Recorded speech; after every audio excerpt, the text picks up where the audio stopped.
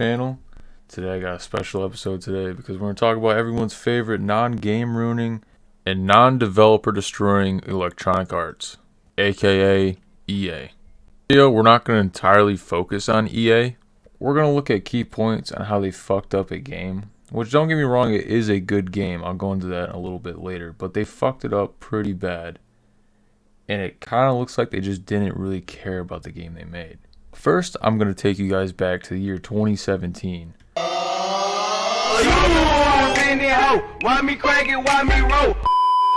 When they dropped their title, Star Wars Battlefront II.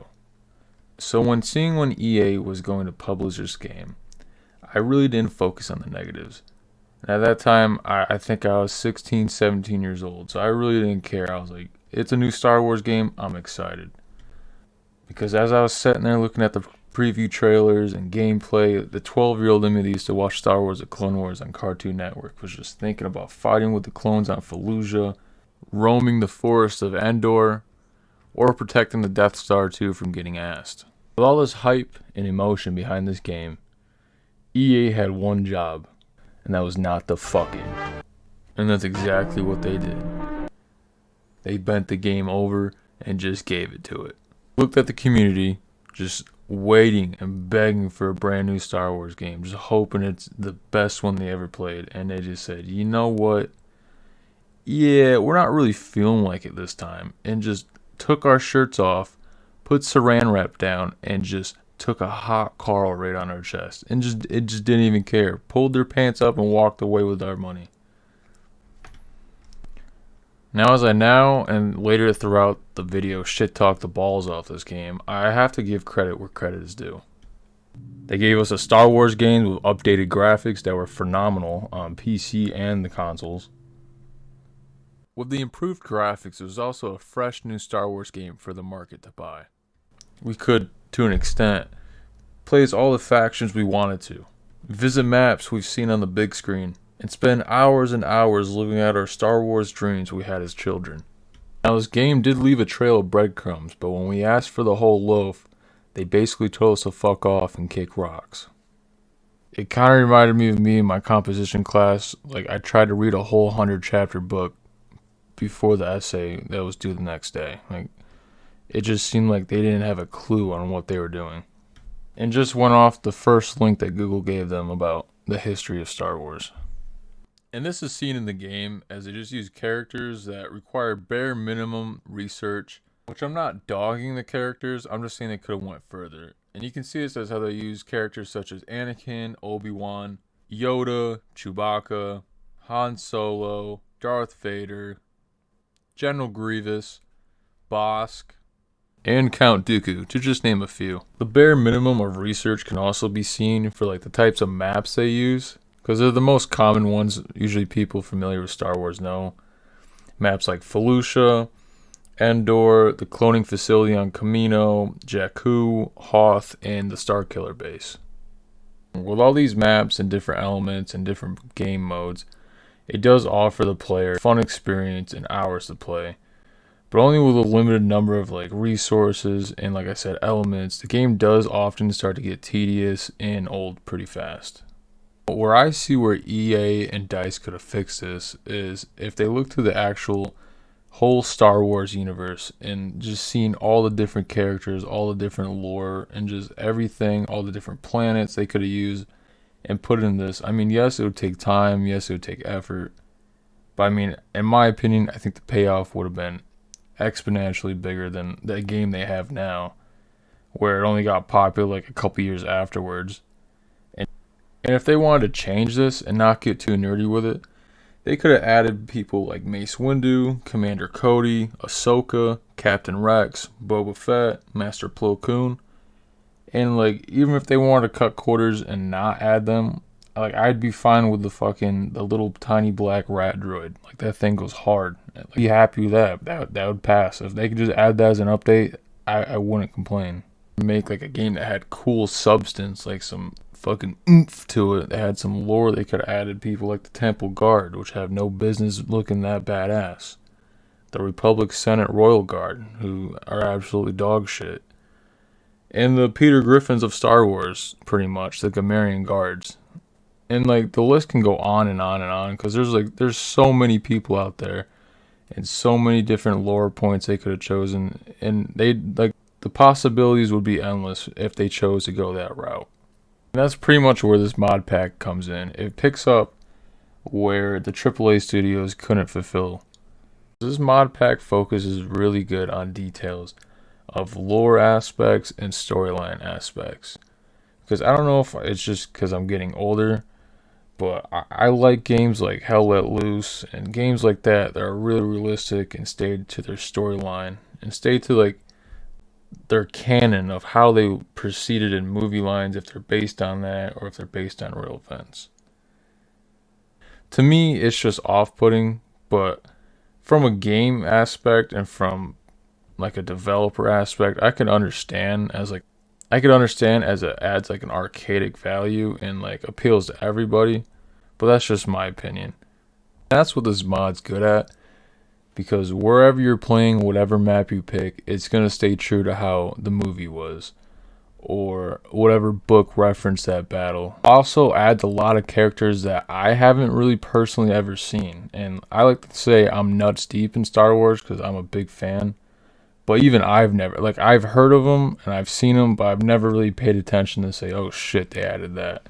And just to name a couple of these soldiers that you primarily don't see in most of the Star Wars games, especially the first-person shooters, they have people like the Sokoan soldiers, the Trandoshan soldiers. I think Bosk is a Trandoshan, if that gives you a reference. And I don't know if I'm pronouncing this right. The Nemodians, the nematode soldiers, some shit like that. But like people like that, like you normally don't see, which I found very interesting about this mod.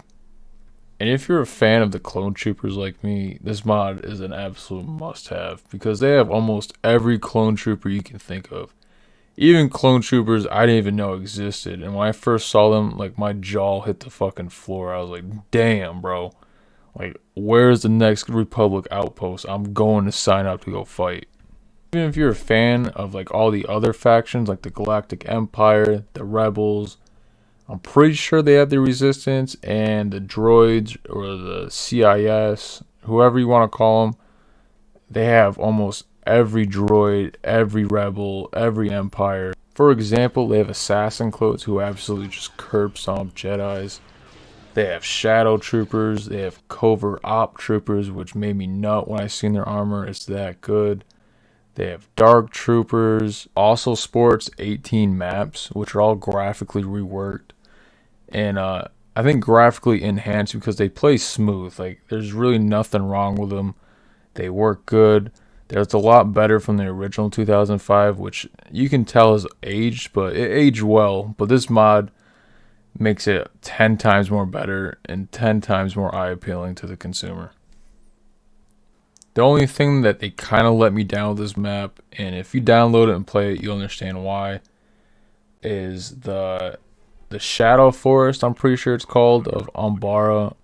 Like, it did no justice on what the Clone Wars represented as. Like, when you actually play it, you're like, this is kind of shit. Like, this kind of lets me down. Because in the Clone Wars, like, it's all misty.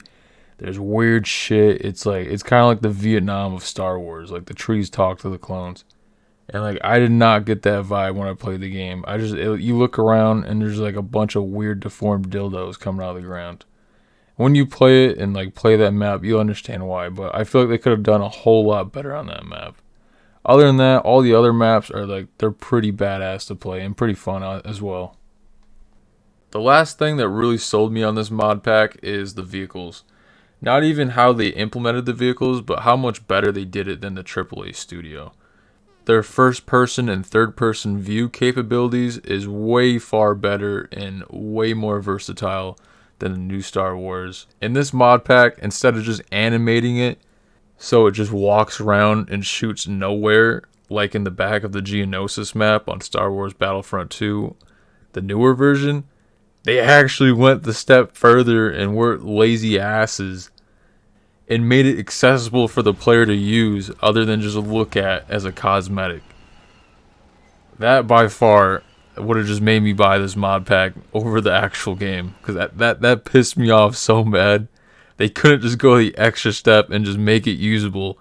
Instead, they just made fucking burnt ones in the corner, and there's ones on rocks that just shoot at nowhere and just stand there. So all in all, that's pretty much all I have to say about the mod pack and how it compares to the newer Star Wars Battlefront, and pretty much how they fumbled the bag. Stick around to the end because I have some important news, and here's some clips of me just either getting ass raped by the Magna Chads or just completely dogging on the enemy team.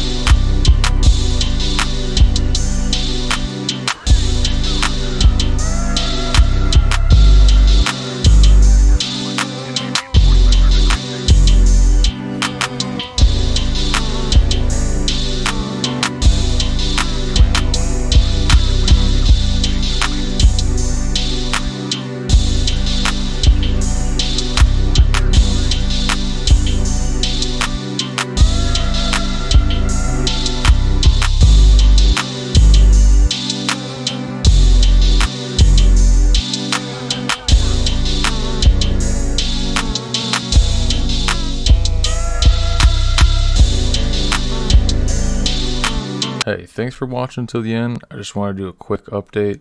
Now that I'm done with college, I'm back in the saddle. I'm going to be making videos every week. I wanted to give a special thanks to my 36 subscribers. Let's shoot for 40. I hope you enjoyed the video, and I'll see you in the next one.